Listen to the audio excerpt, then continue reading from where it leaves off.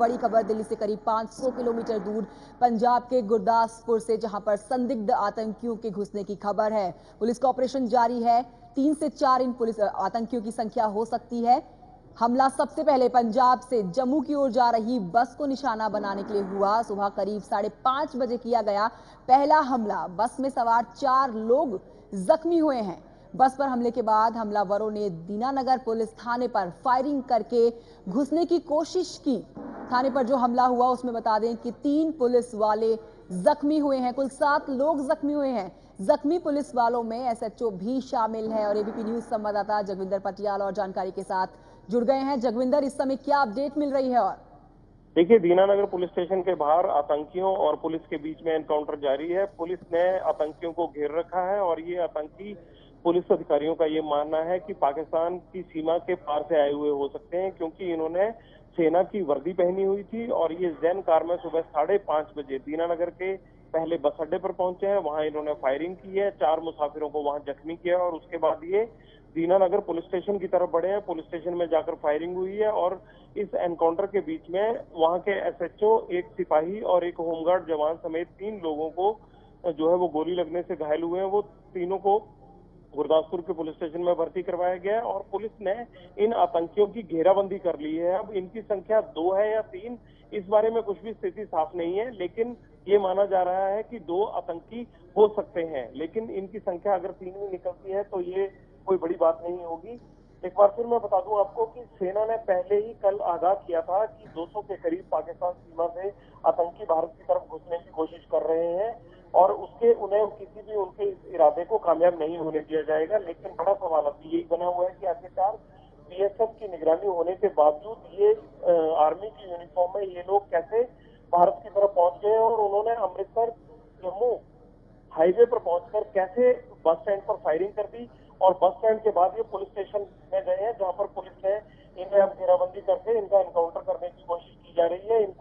इनको न्यूट्रलाइज करने की कोशिश की जा रही है। 7 लोग इस पूरी फायरिंग में अब तक जख्मी बताए जा रहे हैं, जिनमें 4 सिविलियन है और 3 पुलिसकर्मी है। तो ताजा अपडेट यही है, अतिरिक्त पुलिस फोर्सेज मूव की गई है ताकि ये आतंकी दीनानगर से बाहर न निकल पाए।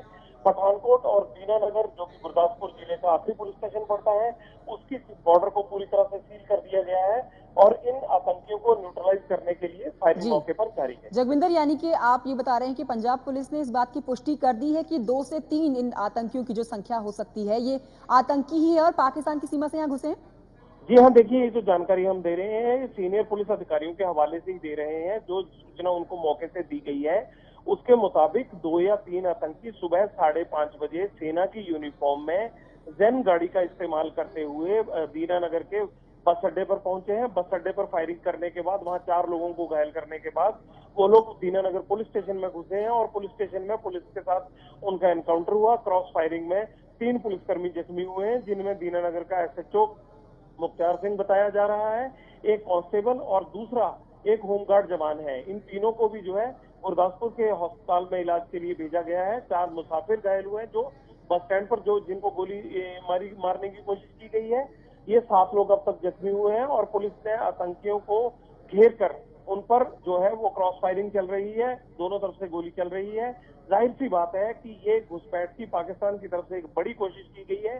सेना की वर्दी में आतंकियों को नुकसान के इरादे से एक साजिश के तहत वेल प्लान तरीके से इनको पंजाब में भेजा गया है और जब तक इनको न्यूट्रलाइज नहीं किया जा सकता, इनके पास किस तरह के हथियार है, इनके पास और क्या गोला बारूद है, किस तरह के इनके पास नक्शे हैं, इनका मुख्य इरादा क्या था, कि क्या बॉर्डर पर आकर भारत में आतंक मचाना ही था या किसी और खास इरादे से आए थे, इन तमाम चीजों से पर्दा उठ पाएगा। लेकिन पंजाब पुलिस फिलहाल इन्हें न्यूट्रलाइज करने के लिए, इनको ढेर करने के लिए इनकी घेराबंदी कर चुकी है और अब जाहिर सी बात है कि केवल ये है कि नुकसान कितना होता है, क्योंकि इनका अब जी उस इलाके से ये कहा जा रहा है कि बच पाना लगभग नामुमकिन है। पुलिस ने अतिरिक्त फोर्सेस को मूव किया है ताकि इस घेराबंदी को और कड़ा करके इनको इस इलाके से बाहर ही ना निकलने दिया जाए। जगविंदर, बहुत ही अहम जानकारी आप दे रहे हैं कि सेना ने पहले ही चेता दिया था कि पाकिस्तान की सीमा से 200 के करीब आतंकी भारत की सीमा में घुसने की फिराक में हैं, लेकिन उसके बाद भी इस तरह की वारदात। देखिए, ये एक बड़ी चूक हो सकती है, लेकिन कल जब कारगिल का जो है वो विजय दिवस के रूप में 16वीं उसकी 16वीं जो है वो विजय दिवस की वर्षगांठ मनाई जा रही थी, तो उस मौके पर जम्मू कश्मीर के जितने भी आला अधिकारी अपने अपने कार्यक्रमों में जा रहे थे, उसमें 3 बड़े अधिकारियों ने इस बात की पुष्टि की थी और उन्होंने ये अनाउंस किया था कि आतंकी भारत में घुसने की ताक में है, 20 ट्रेनिंग कैंप चल रहे हैं, लेकिन सेना किसी भी तरह से उनको घुसने नहीं देगी। क्योंकि जो जो पाकिस्तान का बॉर्डर पंजाब की सीमा से सटा हुआ है, वो बीएसएफ के हवाले है। बड़ा सवाल ये उठता है कि आखिरकार सेना को ये इंटेलिजेंस के माध्यम से ये पता होने के बावजूद ये आतंकी कैसे उस सीमा को पार करके पंजाब के इस इलाके में पहुंच गए, हाईवे तक पहुंच गए। वो हाईवे जो अमृतसर और जम्मू को जोड़ता है, वो हाईवे जो अमृतसर को पठानकोट होते हुए मनाली से जोड़ता है, ये बड़ी चौंकाने वाली बात है। इस बात सब पर तो जो है वो बाद में जांच होती रहेगी कि आखिरकार घुसपैठ हुई कैसे। लेकिन बड़ा सवाल ये है कि एक बार फिर अपनी पुरानी साजिश की तरह सेना की वर्दी में पाकिस्तान के संदिग्ध आतंकी जो हैं वो पंजाब में पहुंचकर दीनानगर पुलिस स्टेशन पर फायरिंग करते हैं। बस के इंतजार में खड़े मुसाफिरों को जो है वो वहां पर फायरिंग करते हैं, बस अड्डे पर फायरिंग करते हैं और अभी भी एनकाउंटर जारी है। ये एक बड़ा सवाल है, एक बड़ी चूक है ये। और इन्फिल्ट्रेशन की जो कोशिश थी उसमें पाकिस्तान एक बार फिर कामयाब हुआ है, यही मानकर चल रही है अभी तक पंजाब पुलिस। जगविंदर, बहुत ही अहम जानकारी आप दे रहे हैं, बड़ी चूक है ये। आपसे जानना चाहेंगे, दीनानगर जो इलाका है जहां पर पुलिस इन 2 से 3 आतंकियों की जो संख्या है उनको धर दबोचने में लगी हुई है, ये इलाका है किस तरह का और यहां से किस तरह से लोगों को पहले ही हटा दिया गया, खाली करा दिया गया? देखिए, ये इलाका हाईवे के किनारे है। जो अमृतसर से जो 4 लेनिंग हाईवे हमारा जम्मू की तरफ आ रहा है, इसमें बीच बीच में कंस्ट्रक्शन का काम भी चल रहा है। इस हाईवे के किनारे बसा हुआ है दीनानगर, और दीनानगर गुरदासपुर का आखिरी कस्बा है, गुरदासपुर जिले का। और जहां से पठानकोट की हद शुरू होती है, वहां उस जगह का भी आखिरी इलाका है। यानी गुरदासपुर और पठानकोट के बॉर्डर पर है ये। और ये इलाका आगे सीधा जम्मू से जुड़ता है। इस बार जम्मू को निशाना न बनाकर पंजाब की सीमा को निशाना बनाया गया, ताकि अगर इन आतंकियों को यहां से आगे बढ़ना होता तो इनको और भी आसानी रहती। और ये इलाका इस तरह का इलाका है कि जहां पर आम तौर पर साधु संपन्न लोग रहते हैं। ऐसा नहीं है कि ये बॉर्डर के नजदीक कोई पिछड़ा हुआ इलाका है। ये आतंकी, हम ये मान सकते हैं कि अमृतसर हाईवे तक पहुंच गए थे। इन्होंने वो सब इलाका पार कर लिया था जो ग्रामीण इलाका था। ये आगे अर्बन इलाका, जो शहरी इलाका है, वो शुरू हो जाता है। वहां तक ये आतंकी पहुंच गए थे। तो ये कोई छोटी साजिश नहीं है। अब जिस तरह से इन्होंने आर्मी की यूनिफॉर्म में आगे तक पहुंचने के लिए एक कार का इस्तेमाल किया, तो मुझे ये लगता है कि अगर ये आतंकी आज सुबह ही अगर 5:30 बस अड्डे पर पहुंचे हैं, तो ये रात को बॉर्डर क्रॉस किए होंगे। और जिस तरह से इन्होंने कार का इस्तेमाल किया है, ये कार भी इन्होंने या तो वहां कहीं से चुराई होगी या फिर इन्होंने छीनी होगी। इस बारे में और भी चीजें पता लगेंगी जब एक बार आतंकी न्यूट्रलाइज हो जाएंगे। अगर हम कठुआ में जो थाने पर अटैक हुआ था उसकी बात करें, सांबा के पास, तो उसमें एक मोटरसाइकिल छीना गया था और उस आदमी को पहले मारकर वहीं फेंक दिया गया था। उसके मोटरसाइकिल से आतंकी फिर पुलिस स्टेशन तक पहुंचे थे और आतंकियों को पुलिस स्टेशन के बाहर मारा गया था। तो ये भी सेम वही तरीका है कि इन्होंने कार से वो रास्ता तय किया जो सीमा के आगे गांव से लेकर इनको शहर तक पहुंचने का करना था। और चूंकि अभी सुबह 5:30 बजे का वक्त था, इसलिए ज्यादा भीड़ नहीं थी। अगर ये थोड़ी देर हुई होती इनको यहाँ पहुंचने में, तो जाहिर सी बात है कि ये और ज्यादा नुकसान करते।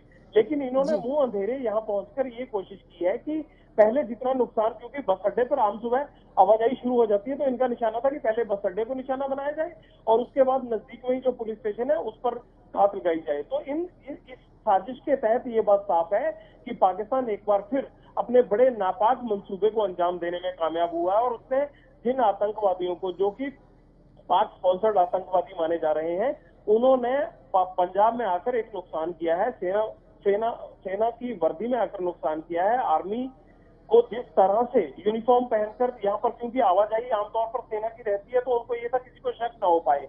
और बीएसएफ की मुझे ये लग रहा है कि एक बड़ी चूक हुई है, क्योंकि जिस तरह से सरहद पार की जा रही है, यहाँ कंटीली तार लगी हुई है, बावजूद उसके ये किस तरह से क्रॉस कर लिया इन्होंने। इन तमाम चीजों पर कई सवाल खड़े हो रहे हैं। लेकिन 7 लोगों की अभी तक खबर मिल रही है घायल होने की, और पुलिस के साथ उनका एनकाउंटर जारी है। पंजाब पुलिस ने अपना और जो बल है वहां पर भेजा है और उनकी घेराबंदी की गई है, ताकि वो किसी भी आगे इलाके में न जा पाए। आम लोगों को उस इलाके तक अब जाने के लिए जितने भी रास्ते थे वहां रोक दिया गया है और पुलिस का एनकाउंटर फिलहाल जारी है। लेकिन पाकिस्तान ने एक बार फिर अपने बड़े नापाक मंसूबे को अंजाम देते हुए घुसपैठियों के जरिए फायरिंग करवाई है पुलिस पर, आम लोगों पर फायरिंग करवाई है।